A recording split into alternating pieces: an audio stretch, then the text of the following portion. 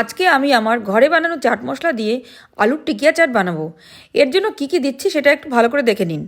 Mash করা আলু, 2 চামচ বেসন, 1 চামচ চাট মশলা, হাফ চামচ নুন, 1 চামচ চিলি ফ্লেক্স দিয়ে হাতের সাহায্যে ভালো করে একটু মেখে নিন।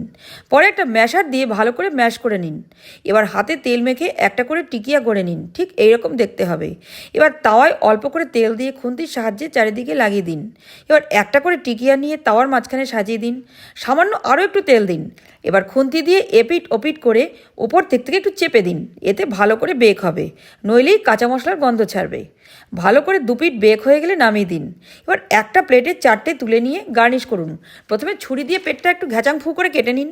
এবার ওপর থেকে ছোলা মটর সেদ্ধ, পেঁয়াজ কুচি, কাঁচা লঙ্কার কুচি, ফ্যাটানো দই, তেঁতুলের চাটনি, ধনেপাতা পুদিনার চাটনি, টমেটো সস, বিট নুন, কাশ্মীরি লঙ্কার গুঁড়ো, ঝুরি ভাজা, কুচনো ধনেপাতা ও সবশেষে চাট মশলা দিন।